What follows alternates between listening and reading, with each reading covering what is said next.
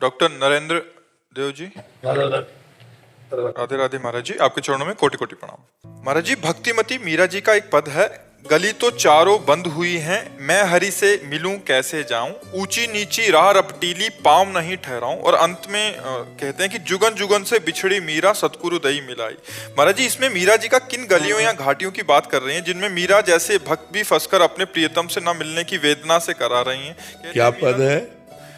कह रहे हैं कि गली तो चारों बंद हुई हैं, मैं हरि से मिलूं कैसे जाएं, ऊंची नीची राह रपटीली पाँव नहीं ठहराएं, जुगन जुगन से बिछड़ी मीरा सतगुरु दई मिलाए।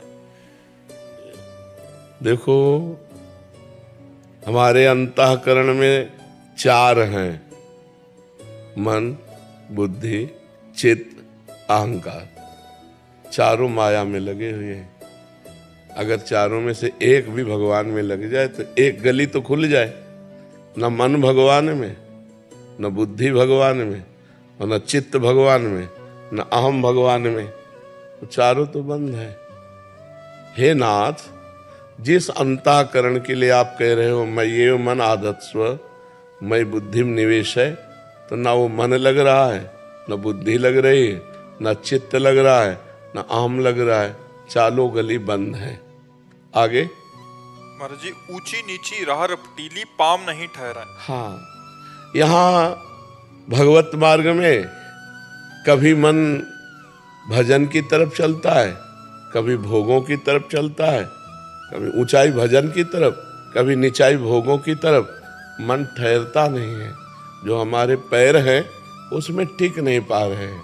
पर सदगुरुदेव की बलिहारी कि ऐसी बंद गलियों में और ऐसी ऊंचाई निचाई के रास्तों में भी उन्होंने जब हमारा हाथ पकड़ा तो घसीट लिया और हमको परम पद की प्राप्ति करवा दी।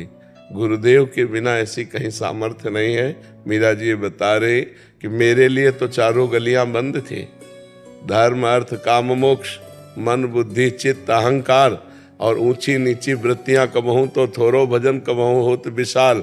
लेकिन मेरी तो दशा बन गई गुरुदेव की कृपा से, नहीं तो इस माया प्रपंच से निकल पाना बहुत कठिन है।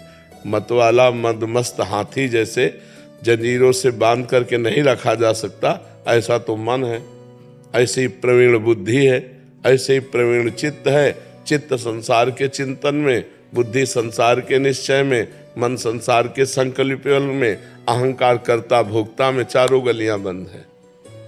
कभी उत्तम वृत्ति आती, कभी अधम वृत्ति आती, ऊंच नीच चलना, और भगवान की प्राप्ति से विमुख होने वाली ही वृत्तियां नीची हैं, भगवान की तरफ चलने वाली उत्तम है। लेकिन मन की दशा, हमारे हृदय की दशा, कभी तो भजन में लगता है, कभी भोगों में लगता है, कभी त्याग में लगता है, कभी राग में लगता है।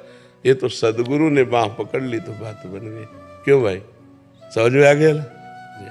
महाराज जी, इनका एक भाव ये भी था कि मीरा जी तो परम भक्ता थी, वो क्या हम जैसों के लिए? हाँ, ये जो बड़े भक्त हैं वो हम जैसों की मन की दशा के लिए वर्णन करते हैं। वो तो श्री कृष्ण के अनुराग में डूबी हुई, उनके लिए कोई ये बात नहीं है।